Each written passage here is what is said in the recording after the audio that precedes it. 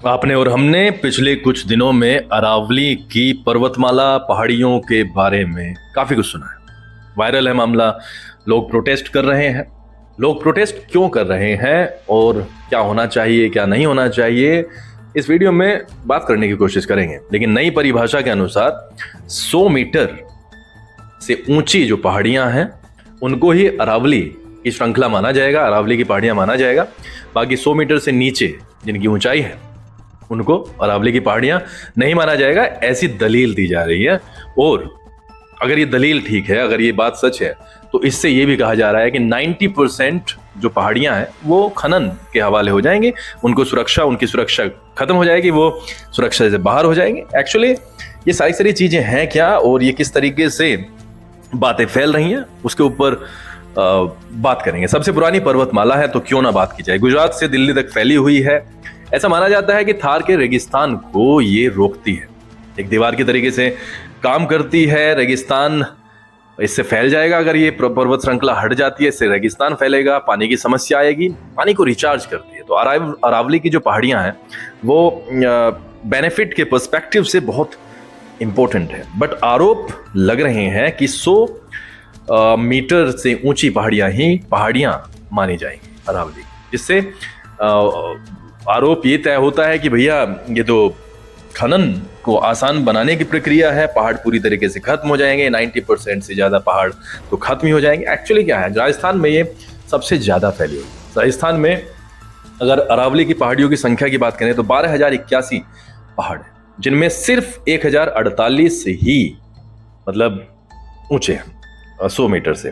अब अगर इतने सारे पहाड़ों को काट दिया जाता है तो सच में वो वाली चीजें बचेंगी नहीं। अब सरकार की दलील अपनी अलग तरीके से होती है। सबसे पहले मैं नक्शे की बात करूंगा। नक्शा कहता है कि ये पालनपुर से शुरू होती है गुजरात में, राजस्थान से होती हुई ये हरियाणा होते हुए दिल्ली तक आते हैं इसके पहाड़। और 692 किलोमीटर की श्रृंखला है। 550 किलोमीटर सिर्फ ये राजस्थान में है। राजस्थान में 80% पहाड़ है इसके। तो अरावली की जो श्रृंखला है ये अपने आप में बहुत बड़ा महत्व रखती है। लेकिन सवाल अहम है, कई सवाल अहम हैं जो कि मैं आपसे पूछूंगा। आप कमेंट बॉक्स में आप मुझे बताना कि क्या मैं सही कह रहा हूं या गलत कह रहा हूं। हालांकि ये पूरी वीडियो एक रिपोर्ट के आधार पर है, लेकिन अपनी भी हम कुछ चीजें जो कि हम फील करते हैं पहाड़ियों के बारे में, अपने पर्यावरण के बारे में, वो ऐड हो सकती हैं। सरकार की दलील है कि इससे जो लोग ये कह रहे हैं कि 90% पहाड़ खत्म हो जाएंगे, वो कहते हैं कि 90% पहाड़ खत्म नहीं होंगे बल्कि 90% पहाड़ सुरक्षित हो जाएंगे। वो कहते हैं कि सरकार की रिपोर्ट में दावा है कि ये जो 100 मीटर की जो एक हाइट रखी गई है उसे पहचान करने के लिए रखी गई है। आगे कहा जाता है कि 100 मीटर की ऊंचाई वाले पहाड़ों को मतलब अरावली माना जाएगा। लेकिन साथ में ये भी बात है कि उसके आसपास आने वाले 500 मीटर के एरिया को खनन से मुक्त किया जाएगा, यानी कि उसको भी अरावली ही माना जाएगा। ये सरकार की दलील है।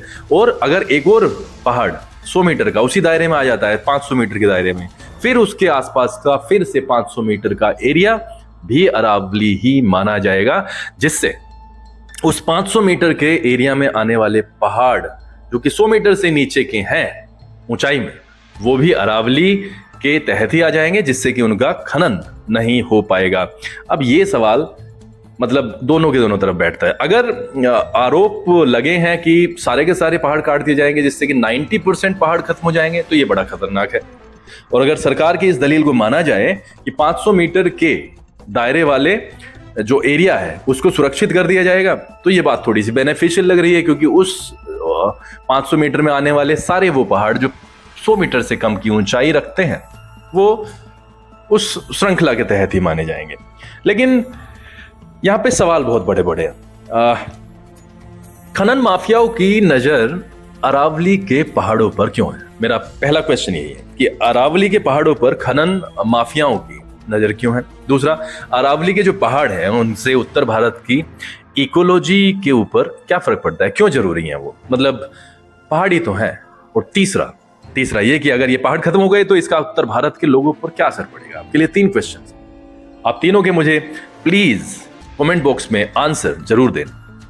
केंद्र सरकार के अनुसार 81 खनिज यहाँ से प्राप्त हो सकते हैं। उन 81 में से 57 खनिज सरकार निकाल ही रही है। जिंक है, सीसा है, संगमरमर है, चांदी है, उसके साथ में ग्रेनाइट भी निकाल रही है। जो घरों में आजकल पत्थर लगते हैं ग्रेनाइट का, वो अरावली की पहाड़ियों से ही निकाला जाता है।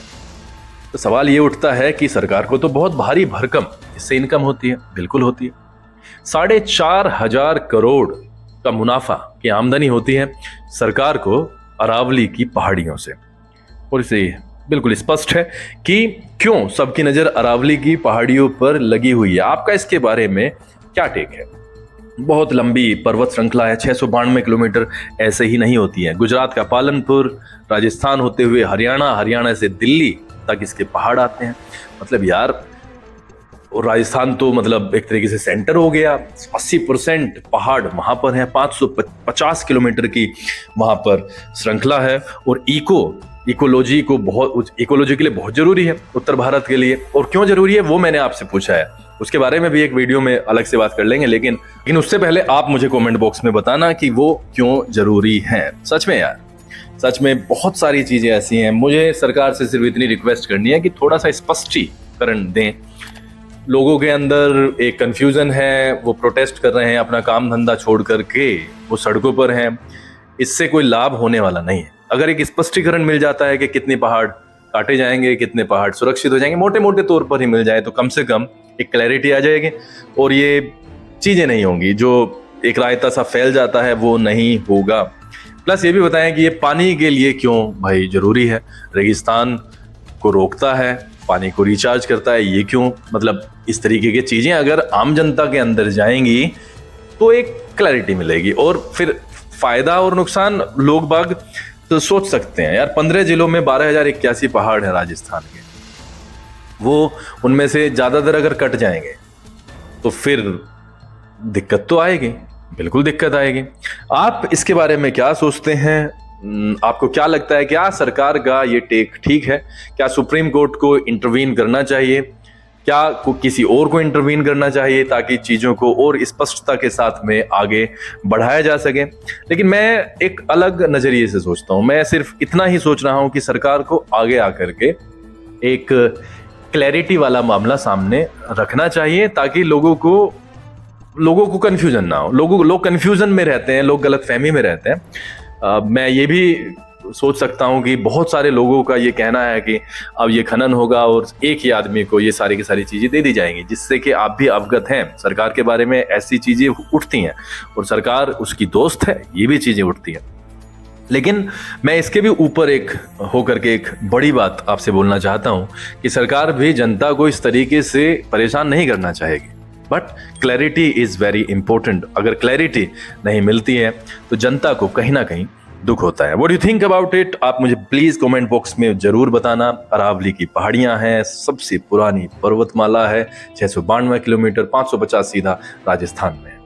Please do me a favour, एक कमेंट लिखें, बढ़िया से कमेंट लिखे कमेंट बॉक्स में डालें। चैनल को सब्सक्राइब कर दें, वीडियो को लाइक कर दें, बेल आइकॉन दबाएं और प्लीज शेयर कर दें। मैं चाहता हूं कि आप हमारी फैमिली का हिस्सा बने, आप हमेशा हमसे जुड़े रहें। आपको जो भी मुझे गाइडेंस देनी है आप मुझे देते रहें ताकि मैं फ्यूचर में बेटर वीडियोस बना सकूं। बहुत बहुत आभार, बहुत बहुत धन्यवाद। आपका जीवन मंगलमय हो, आप हमेशा सुखी रहें, खुश रहें, संपन्न रहें, उन्नति करते रहें और आपका परिवार हमेशा स्वस्थ रहे, हंसता खेलता रहे। बहुत बहुत आभार, बहुत बहुत नमस्कार।